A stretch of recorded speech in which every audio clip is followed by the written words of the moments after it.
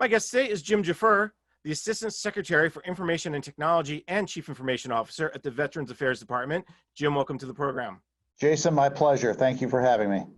There's a lot to talk about today here because there's so much that's happened over the last 3 or 4 months. The pandemic has really changed up how agencies, and specifically CIOs, are delivering IT modernization. So let me start right there at the beginning. The coronavirus pandemic has really impacted agencies. How has it impacted you and your efforts to modernize VA? Yeah, great question. I mean, and we refer to it, and I think Dr. Stone, who's our head of Veterans Health, characterized this, like many in the country, as a black swan event, right? It was that once in 100-year event that really none of us, the sum total of our experiences and knowledge, was really going to help us navigate our way through it, right? So you look at the nature and the essence of the pandemic and all of its attributes, it really did challenge us. I think starting off, first and foremost, we struggled to assess what was going to be the need around telework, right? And VA, unlike other federal agencies, is predominantly an on-premise environment. So, the guesses varied widely around telework. Certainly, we had to get a handle around telehealth, and then all of the other aspects of remote access. In the main, the pandemic forced us to accelerate our transformation. We were fortunate that the Congress saw fit to give the department about $20 billion, about 2.115 of that was earmarked for information and technology. And as we pledged to the Congress, we were going to put every penny of every last dollar to good work to really address those extreme needs around telework and telehealth. Certainly, it forced us in the pandemic to accelerate our digital transformation. It largely confirmed, our strategy and what was in flight around our migration to the cloud, around our data management strategy, around cybersecurity, and around decommissioning legacy systems. So, we really looked at it as an opportunity to accelerate that journey. Certainly around the telework, I always enjoy saying that it's not often that you get an opportunity to test in your production environment. So we literally had our 4 tick gateways, and as we stress tested those early on, we had the agreement of our business partners that we needed to find out really, really quickly what our true load capacity was. And so again, we were able to figure that out, get with our vendors, modernize and upgrade and upgrade our bandwidth to our tick gateways. Similar work along telehealth and around our delivery. And I know we'll probably talk more about that later. But essentially, again, we tripled our remote access employees from anywhere from about 40,000 up to about 140,000. We've taken our telehealth sessions from a low of, I believe, pre-COVID about 2,000 to the other day, we eclipsed 30,000 sessions of telehealth. So you can see that these are significant increases. Again, it took an all hands on deck approach, and a lot of weekends, working out through May, and then certainly accelerating that journey to make sure that we're delivering for the 9 million patients in VHA and the 20 million nationwide veterans that are eligible for our services. Interesting you say it accelerated the IT modernization aspects, the digital transformation. When you look back, would some of these changes have been 3 months out, 6 months out, a year out, and then you said, we have to get this done now? Like, let's just start with maybe the tick upgrades. Was that 3, 6, 9 months out? Yeah. So I wouldn't say it's as much a time frame in terms of the actual accomplishment as much as putting a sense of urgency around it. And so what I would say, the work that would have normally probably taken anywhere from 2 to 3 years to really figure out and to provision all the upgrades and get them in place, we've essentially and largely got those done in about 3 to 4 months. Right. And again, necessity being the mother of invention here. Right. It's nothing like a good crisis to focus the mind. And, for me personally, as a CIO, we have a very capable team and I'm confident in all of our abilities. The one thing that I was just the least confident about, especially because our business partners didn't have clear sight, was the remote access. And so when we were staring down the barrel of a gun of upwards of, hey, what if everybody went out on remote access? What if we were like GSA and we went to a 95+% model? with everyone remote, you just kind of couldn't get there fast enough. And so, fortunately, the virus didn't spread as rapidly as it did across all localities in our enterprise. And then I think the demand around VHA was less than anticipated. But I can tell you we're much better positioned now. Our work now is, looking at some of the legacy infrastructure that's out there. How do we continue to improve on that to provide that really custom experience? Because we've got a couple of ways that people remote access in, and in some cases our clinicians use both of those. They use the VPN for enterprise, and they use the Citrix gateway for their healthcare, accessing the record system. And so, some of our providers and our employees are dependent on both systems, so it's pretty high demand. You mentioned congressional funding, and there's always that discussion about how important more money is. I mean, I know VA has an IT budget of something in the effect of over $6 billion. I think anybody would say, wow, that seems like a lot of money. You could do a lot. But a lot of that money is put into the legacy systems to keep them up and running. I mean, was the influx of cash, so to speak, the funding, really how you were able to accelerate, or would you have had to find a way either way just because of the situation? There is no way that we would have been able to meet the increased demands of the pandemic without the supplemental appropriation, which is one of the reasons we're very grateful for the congressional support. To make sure the record's accurate, $4.3 billion for FY20. And, I appreciate the question. And just for the record, I did not slip Jason a 20 to ask this question. There was no pre-coordination. But, people will often say, hey, 4.3 billion is a lot of money. And we often, if you look in the OMB register, they talk about IT as a percent of spend as compared to other federal agencies. I think that number is meaningless, right?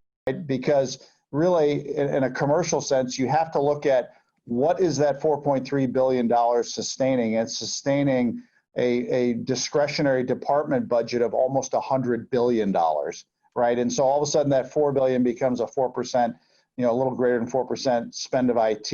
And so it doesn't look as big when you put the denominator against the numerator. I was adding that extra $2 billion you guys got from Congress to make $6 billion. So. Sure, yeah. Well, that's 2-year money. We will use that, and in all seriousness, we will use that across both FY20 and 21. Certainly, things too. I think the other thing to keep in mind is VHA is growing about 50,000 additional employees, right? And so we have to provision them. We had to upgrade again. We had to upgrade the TIC gateways. We had to move things to the cloud faster. So when you look at all the additional staff and stuff that we have to support as a result of it, probably anywhere from 40 to 50% of that, to include the sustainment tail in 21, is new requirements, is new additions. You mentioned the favorite word of most CIOs is cloud.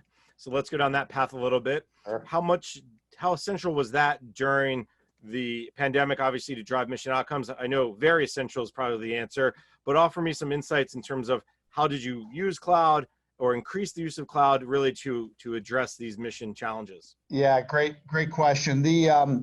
So our cloud strategy at VA really began about 2 years ago, and I think we're one of the lead adopters, certainly at scale within the federal government. If we had not, and I've shared this internal to the department as well, if we had not already done the things that we had done, made the investments, procured the services, let the contracts, really develop the capability, our enterprise cloud support service office, led by Mr. Dave Catnoso and his team. If we had not done all those things, we would have absolutely been caught in our back foot with the pandemic. But the fact that we did those things provided the core services and the platforms for us to expand. And probably the best example, again, was around telehealth. So our entire telehealth capability, that kind of meager as compared to today's standards of 2,000 sessions a day, was an on-premise commercial solution. And we worked with VHA and with the commercial provider to expand that in a cloud environment and really provide almost 20,000 sessions a day just in the cloud environment while we're expanding the on-premise. And so I think, our experience is probably not dissimilar to other federal agencies. Again, just given the size of the VA, our scale's a lot larger. We would not have been able to do that if we did not made those investments and had those had those cloud investments in place. And then certainly across the rest of our portfolio, we've talked pretty openly about our plan for our 800 existing applications and systems. Going into this was about 350 applications, ultimately in the cloud by 2024. We're reevaluating that number. Ultimately, we are trying to drive to much more of an operating expenses and OpEx business model to really flatten that investment plan, to avoid those spikes in tech refresh and modernization. And so we're continuing to reevaluate not just across the VHA portfolio, but all the rest of the enterprise, VBA, and NCA. One thing that this brings up when you talk about all the work you did on the front end, and especially let's talk maybe telehealth for a second. I know we can get into more details later, but do you feel that you've put it in the cloud because you had to?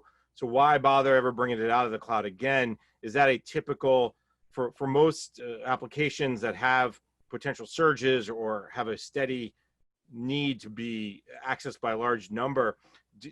Is that the plan now to push as much that makes sense, obviously, to the cloud as possible? The old cloud smart versus cloud first? Yeah, I think when you look at what ultimately we're trying to drive business outcomes and the business, right? Certainly with VHA, we'll see where it goes, but we need to have the flexibility and the scalability to ramp up and ramp down with Veterans Health Administration and what their needs are. Yesterday it was 30,000+ telehealth visits. 5-6 months from now, it could be half that again, right? And so, from a flexibility, from a business standpoint, from a cost effectiveness, standpoint, that provides us that kind of shock absorber that can, extend and allow our enterprise to scale up and scale down. Some of our early conversations with the Hill staffers too, we talked about the same thing around remote access and telework. And we mentioned how, it's kind of a multivariate calculus problem, not only around your infrastructure, the tech gateways, your access gateways, but also your licenses and endpoints and things like that. And, while we certainly had a plan, and in some cases, your licenses can be a limiting factor, we had to negotiate some deals, some contracts for maximum telework. It didn't mean that we paid more. Our engagement with our vendors, our vendor partners in the pandemic proved terrific.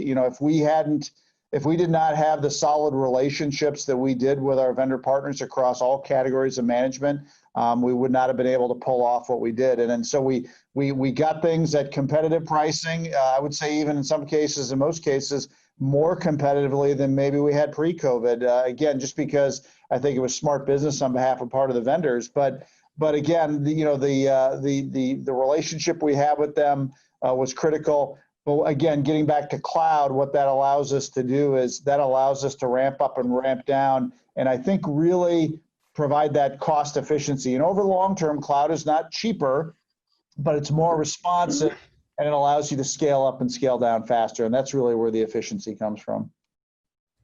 All right, there's plenty to talk there. The vendor relationships is another important one. But Jim, let's take a quick break. When we come back, we can continue our conversation.